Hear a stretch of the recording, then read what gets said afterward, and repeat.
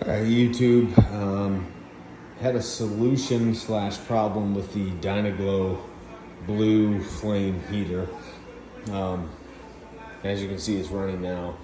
One of the problems we had was the pilot light kept going out.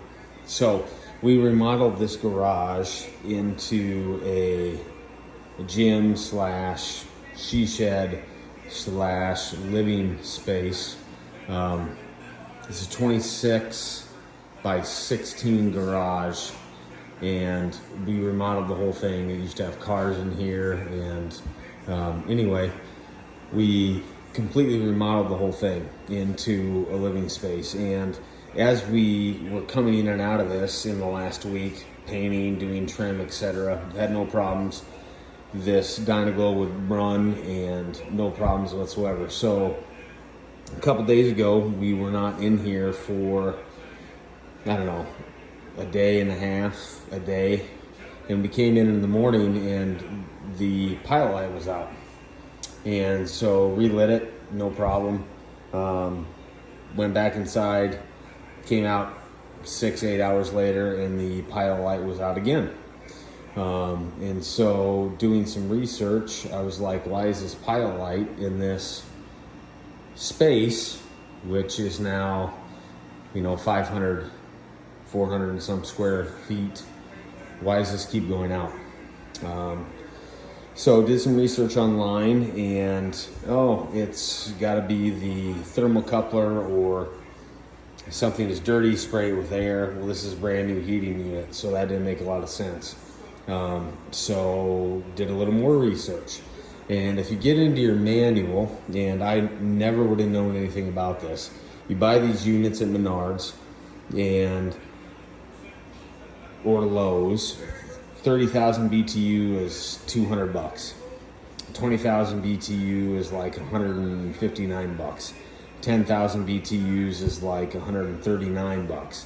So if you're buying one of these, it's like, hey, I'll just buy the bigger one, right? I mean, for $40 more, get more heating power. Well, as I delve deeper into the realm of these Dynaglow heaters, essentially there is an oxygen depletion sensor on these things, and they're pretty sensitive. So this space, being 400 square feet, is too small for this 30,000 BTU heater.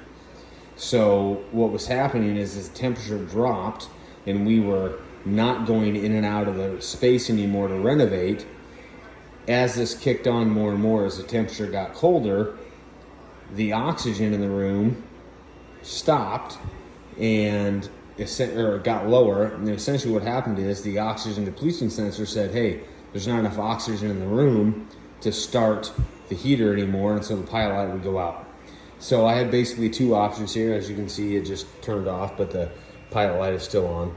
I have two options here. I can either leave this window cracked a little bit all winter long for more oxygen to get into the room. And since I've done this, it has not turned off in the last 5 or 6 days. It's gotten to 10 degrees, 8 degrees at night. Still runs.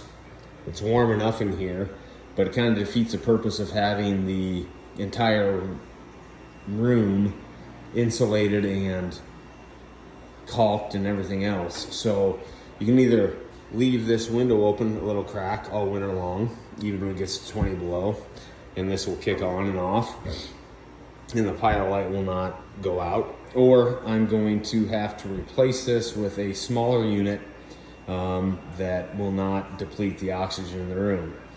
20,000 BTU unit is 750 square feet, up to 750.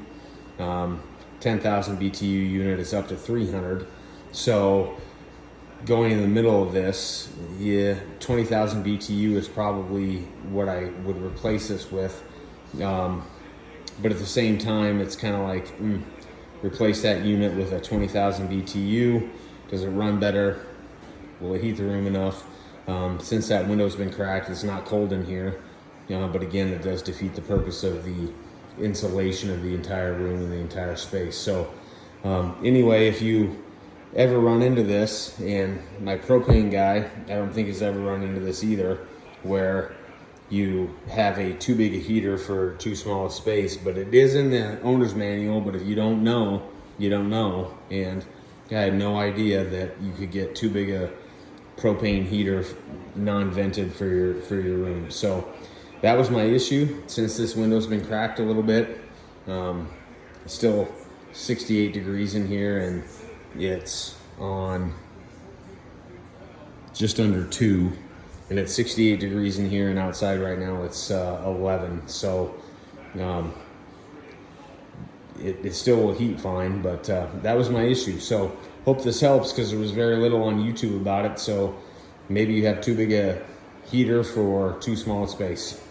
All right, hope that helps.